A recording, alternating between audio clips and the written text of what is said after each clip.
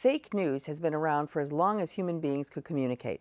Of course, over time, the methods of delivery have become more sophisticated. Sometimes it's as innocuous as Hollywood gossip, while other times fake news can potentially have dire consequences. Fast forward to 2017 with the advent of Twitter, Facebook, and Instagram, to name a few, where people can pick and choose news that suits their personal narratives and then share it with whomever they want, whether the story has been proven out or not. The Kingston Public Library hosted a visiting lecturer from Bridgewater State University to discuss the dangers of the modern-day fake news. Fake news, my head kind of spun because fake news is as old as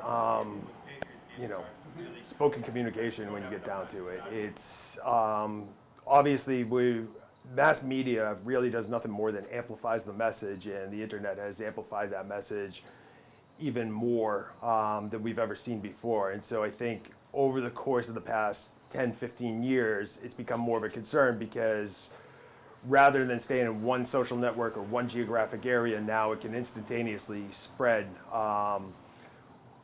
throughout, the world without really any kind of barrier to stop it, to slow it down.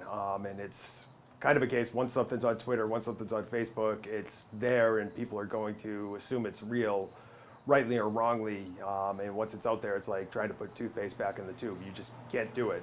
One of the problems we have now is that, and I do this too, I'll see an article, I'll read the headline, it seems like it's interesting, I will share it on Facebook, I'll share it on Twitter, fully intended to go back and read it later and see what it was all about, but never doing it, and then later finding out that the headline, which happens a lot, wasn't necessarily a fair characterization of what the article was saying. So I shared information thinking it was one thing and it wasn't another. So it's really a matter, even though we have constant access to this high-speed communication, this high-speed media, it's really a matter of slowing ourselves down and taking the time to read, taking the time to ask questions, allowing our own biases to be challenged.